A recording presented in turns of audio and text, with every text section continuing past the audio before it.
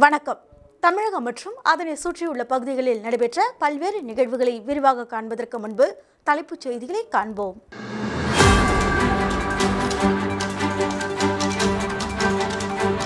கள்ளச்சாராய விற்பனையை தடுக்க கள் விற்பனை செய்ய அரசு அனுமதிக்க வேண்டும். விவசாயிகள் சங்கம் கவன ஈர்ப்பு ஆர்ப்பாட்டம். திருமணம் செய்து வைக்காததால் ஆத்திரம். பாட்டியை மண்வெட்டியால் அடித்து கொலை செய்த பேத்தி. இனி விரிவான செய்திகள். நீலகிரி மாவட்டம் குந்தா தாலுகாவான எமரால்டு பகுதியில் சிறுத்தைகள் நடமாட்டம், பொதுமக்கள் அச்சம். நீலகிரி மாவட்டம் குந்தா தாலுகாவான எமரால்டு பகுதியில் பொதுமக்கள் நடமாட்டங்கள் அதிகமாக இருக்கின்ற பகுதியில் சாலைகள் மற்றும் பாலம் கட்டுமான பணி நடைபெற்றுக் கொண்டிருக்கும் அப்பகுதியில் பொதுமக்களுக்கு அச்சுறுத்தலாக எந்த அசம்பாவிதமும் நடக்காமல் இருப்பதற்காக பல இடங்களில் கேமராக்கள் பொருத்தப்பட்டு இருக்கிறது. பாலம் கட்டுமான பணி நடைபெற்றிருக்கும் இடத்தில் உள்ள பகுதியில் வரி சிறுத்தை நடமாட்டம் இருப்பதை அப்பகுதியில் வைக்கப்பட்டிருந்த சிசிடிவி கேமராவில் பதிவாகியுள்ளது. இதனால் அப்பகுதியில் இருக்கின்ற பொதுமக்கள் அச்சமடைந்து வனத்துறையினருக்கு இந்த சிறுத்தையை கூண்டு வைத்து பிடிக்க கோரிக்கை மனு அளித்துள்ளனர்.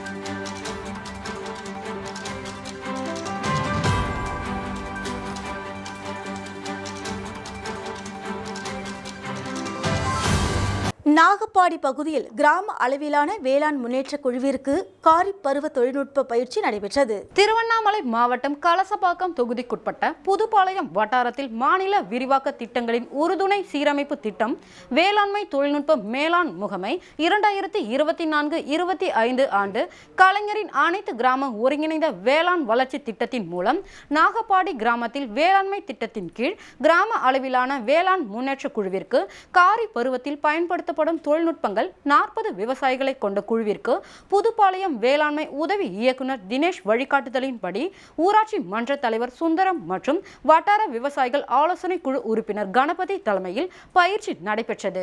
இப்பயிற்சியில் வேளாண்மை அலுவலர் ரவிச்சந்திரன் மற்றும் துணை வேளாண்மை அலுவலர் சரவணன் முன்னிலை வகித்து காரி பருவத்தில் கடைபிடிக்க வேண்டிய தொழில்நுட்பங்கள் பற்றி விவசாயிகளுக்கு கூறினார். மேலும் முதலமைச்சரின் மண்ணுயிர் காத்து மண்ணுயிர் காப்போம், மண் வளத்தை பாதுகாக்க பசுந்தாள் உரம் விதைகள் பயன்படுத்துதல், நுண்ணுயிர் பாசன பாதுகாப்பு முறைகள் மற்றும் மத்திய மாநில அரசு திட்டங்கள் பற்றியும் உயிர் தொண்டு நிறுவன அலுவலர் முருகன் கலந்து கொண்டு அங்க வேளாண்மை, உயிர் உரம், விதை நேர்த்தி செய்தல் மற்றும் மண்புழு ஆலோசனை பயன்பாடுகள் குறித்து விவசாயிகளுக்கு கூறினார். உதவி விதை அலுவலர் மாதையன் கலந்து கொண்டு விதை பண்ணை அமைத்தல், மஞ்சள் அட்டை, வெள்ளை அட்டை பொருந்திய விதைகள் பயன்படுத்துதல் கூறினார். உதவி வேளாண்மை அலுவலர் மாரி வேளாண்மை துறை மூலம் செயல்படுத்தப்படும் தெளிப்பான்கள், வேளாண் உபகரணங்கள், கருவிகள், உயிர் உரங்கள், நுண்ணோட்ட கலவைகள், தென்னை கன்று விநியோகம் மற்றும் நிலக்கடலை பயிர் வகை விதைகள் மானிய விலையில் பெறுதல் பற்றி கூறினார். உதவி வேளாண்மை அலுவலர் வேளாண்மை வணிக காமராஜர், உதவி வேளாண்மை அலுவலர் வேளாண் வணிக காமராஜ், PMFME 35% மயானத்தில் மாவு அரைக்கும் இயந்திரம், உதவி வேளாண்மை அலுவலர் வேளாண்மை வணிக காமராஜ், PMFME 35% மாநிலத்தில் மாவு அரைக்கும் இயந்திரம், மரச்சக்கு மற்றும் துறை மூலம் செயல்படும் திட்டங்கள் பற்றி விவசாயிகளுக்கு விளக்கமாக கூறினார். வட்டார தொழில்நுட்ப மேலாண் கோகிலா மண்வளம், நீர் மேலாண்மை போன்ற தொழில்நுட்பங்கள் குறித்து கூறினார். உதவி தொழில்நுட்ப மேலாளர் விஷ்ணு உழவன் செயலி செயல்பாடுகள், அதனை பயன்படுத்தும் முறைகள், உழவன் செயலியில் இருக்கும் ஒவ்வொரு துறை செயல்பாடுகள் திட்டங்கள் குறித்து விவசாயிகளுக்கு கூறினார். இப்பயிற்சியில் 40க்கும் மேற்பட்ட விவசாயிகள் கலந்து கொண்டனர். முடிவில் உதவி தொழில்நுட்ப மேலாளர் முத்து கலந்து கொண்டு அலுவலர் மற்றும் விவசாயிகளுக்கு நன்றி கூறினார்.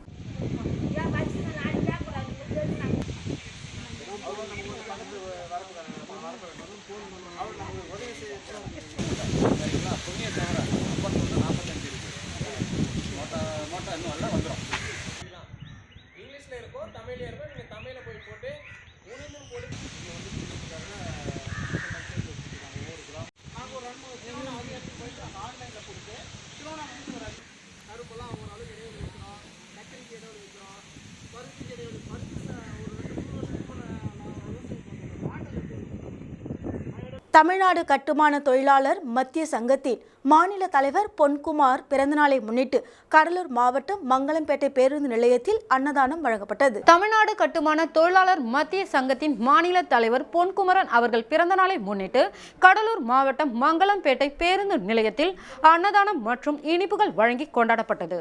இதில் கட்டுமான தொழிலாளர் மத்திய சங்கத்தின் மாநில துணை பொதுச் செயலாளர் மணிகண்டன் மற்றும் இணை மாவட்ட பொறுப்பாளர்கள் ராமகிருஷ்ணன், பரமசிவம், மணிகண்டன், மாரிமுத்து, ஜெயராமன், ஸ்ரீதர், குணசேகர், தர்மராஜ் மற்றும் பல நிர்வாகிகள் கலந்து கொண்டனர்.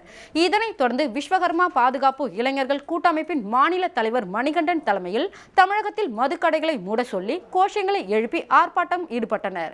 இதில் விஸ்வகர்மா பாதுகாப்பு இளைஞர்கள் கூட்டமைப்பின் நிர்வாகிகள் ஏராளமானோர் கலந்து கொண்டனர்.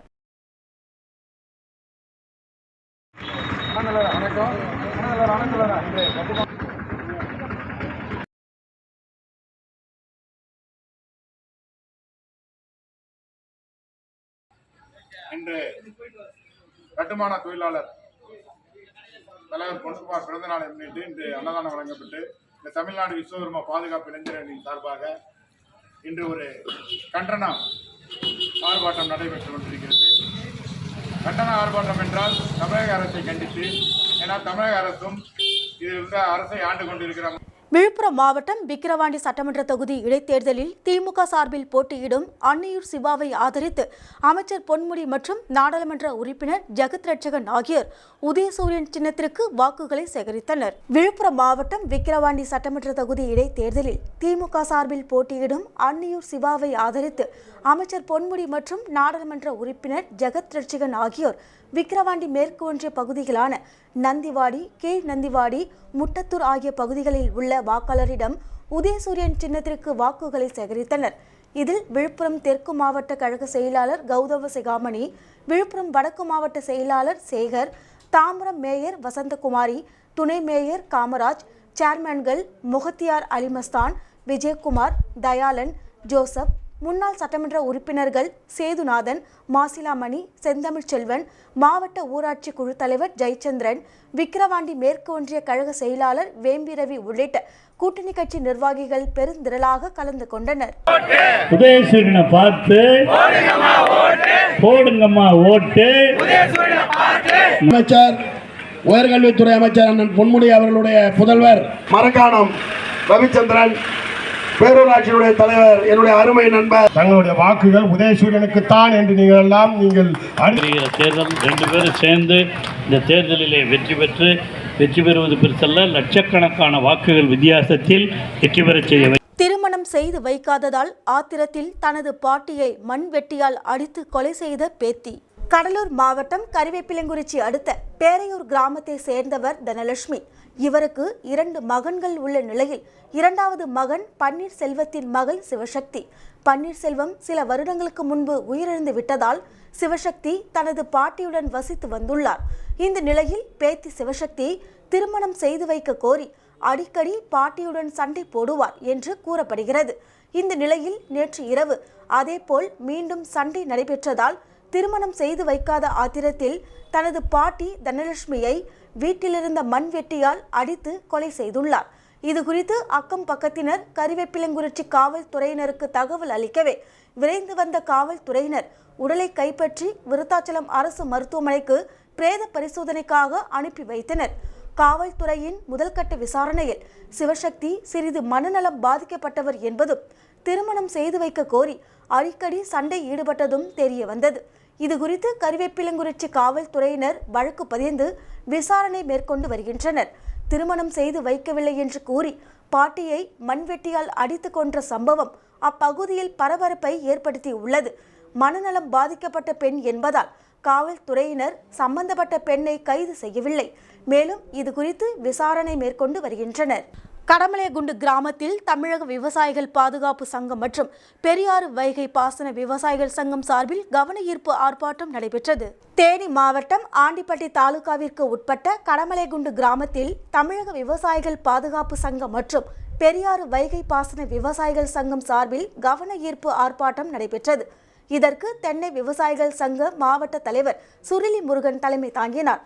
தேனி மாவட்ட செயலாளர் வேல்முருகன், தென்னை விவசாயிகள் சங்க மாநில துணை பொதுச் செயலாளர் நேதாஜி ஆகியோர் முன்னிலை வகித்தனர். பெரியாறு வைகை பாசன விவசாயிகள் சங்க ஒருங்கிணைப்பாளர் அன்வர் சிறப்பு அழைப்பாளராக கலந்து கொண்டார்.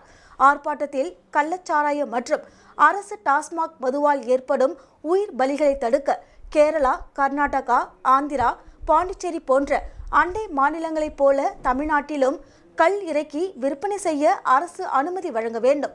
அனுமதி வழங்கினால் விவசாயிகளுக்கு வருவாய் அதிகரிக்கும். மேலும் கள்ளக்குறிச்சி போன்ற சம்பவங்கள் வருங்காலத்தில் நடைபெறாமல் இருக்கும் என வலியுறுத்தி பேசினர். ஆர்ப்பாட்டத்தில் கடமலை மயிலை ஒன்றியத்தை சேர்ந்த ஏராளமான விவசாயிகள் மற்றும் பொதுமக்கள் கலந்து கொண்டனர்.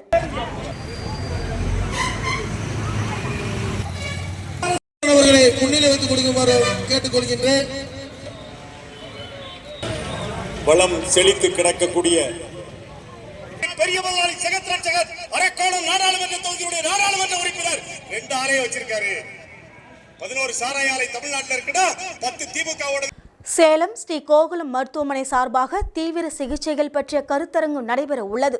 இது குறித்தான பத்திரிகையாளர்கள் சந்திப்பு மெய்யனூர் ரோட்டில் உள்ள ஸ்ரீ கோகுலம் மருத்துவமனை அரங்கத்தில் நடைபெற்றது. சேலம் ஸ்ரீ கோகுலம் மருத்துவமனை சார்பாக தீவிர சிகிச்சைகள் பற்றிய கருத்தரங்கு நடைபெற உள்ளது. இது குறித்தான பத்திரிகையாளர்கள் சந்திப்பு சேலம் மெய்யனூர் ரோட்டில் உள்ள ஸ்ரீ கோகுலம் மருத்துவமனை அரங்கத்தில் நடைபெற்றது. இந்த பத்திரிகையாளர்கள் சந்திப்பின் போது ஸ்ரீ கோகுலம் மருத்துவமனையின் மேலாண்மை இயக்குனர் டாக்டர் அர்த்தனாரி கூறியதாவது: இன்றைய நவீன காலகட்டத்தில் இரத்த குழாய் அடைப்பு காரணமாக ஏற்படும் மாரடைப்பு, பக்கவாதம் போன்ற வியாதிகள், சர்க்கரை நோய் மற்றும் அதிக இரத்த அழுத்தம் தொடர்பான பாதிப்புகள், கிருமிகள் தாக்கம் போன்றவற்றால் நம் உடல் உறுப்புகள் பாதிக்கப்படுவது நாளுக்கு நாள் அதிகரித்த வண்ணம் உள்ளது. முக்கிய உறுப்புகளான மூளை, இருதயம், நுரையீரல், கல்லீரல் மற்றும் சிறுநீரகங்கள் செயலிழக்கும் போது தீவிர சிகிச்சைகள் தேவைப்படுகின்றன. செயற்கை சுவாச கருவிகள், இரத்த சுத்திகரிப்பு கருவிகள், பிளாஸ்மா மாற்று கருவிகள், பேஸ்மேக்கர் கருவிகள், எக்மோ மற்றும் IAPP போன்ற அதிநவீன சிகிச்சை வசதிகளை கொண்டு உறுப்புகள் செயலிழப்பை சரி செய்ய இயலும். ஸ்ரீ கோகுலம் மருத்துவமனை சார்பாக வருகின்ற 30/6/2024 ஞாயிற்றுக்கிழமை காலை 10 மணிக்கு ஓமலூர் ரோட்டில் உள்ள தனியார் ஹோட்டலில் தீவிர சிகிச்சைகள் பற்றிய கருத்தரங்கு நடைபெற உள்ளது. இந்த கருத்தரங்கில் வெவ்வேறு துறைகளை சார்ந்த மருத்துவ நிபுணர்கள் தீவிர சிகிச்சைகளின் அவசியத்தை பற்றி பல தலைப்புகளில் உரையாற்ற உள்ளனர். சேலம் மற்றும் சுற்றியுள்ள மாவட்டங்களைச் சேர்ந்த நூற்றுக்கணக்கான மருத்துவர்கள் கலந்து கொண்டு பயன்பெற உள்ளனர். மேலும் ஸ்ரீ கோகுலம் மருத்துவமனையில் அனுபவமிக்க அவசர சிகிச்சை மருத்துவர்கள், பல்துறை நிபுணர்கள், செவிலியர்கள், உதவியாளர்கள் மற்றும் அதிநவீன வசதிகளுடன் கூடிய தீவிர சிகிச்சை பிரிவு சிறப்பாக செயல்பட்டு வருவதாக டாக்டர் அர்த்தனாரி கூறினார். இப்பேட்டியின் போது ஸ்ரீ கோகுலம் மருத்துவமனையின் இயக்குனர் செல்லம்மாள், மருத்துவர்கள் பிரபு, ராம்நாத், புனித், நாகூர் மீரான், கார்த்திகேயன், ராஜேஷ், ராஜ்குமார் உட்பட அனைத்து துறை மருத்துவர்கள் உடனிருந்தனர்.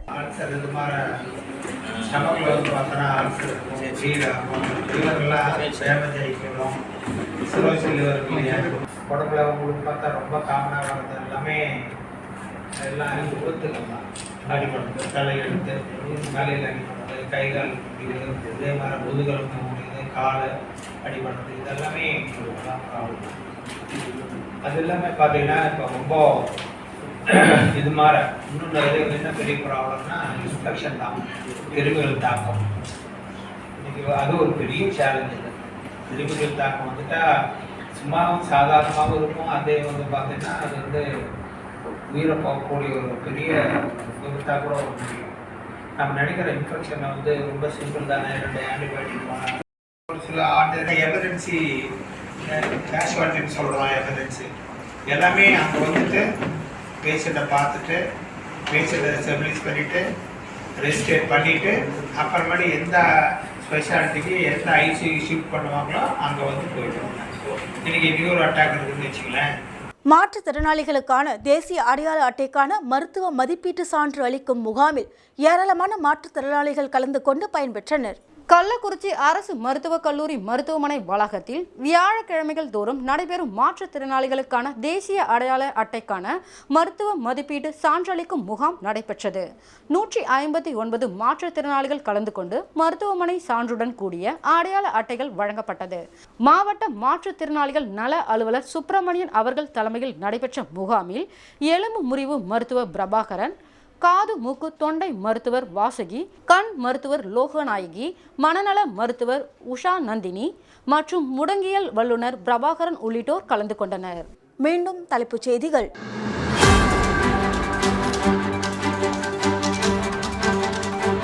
கள்ளச்சாராய விற்பனையை தடுக்க கள் விற்பனை செய்ய அரசு அனுமதிக்க வேண்டும். விவசாயிகள் சங்கம் கவன ஈர்ப்பு ஆர்ப்பாட்டம்.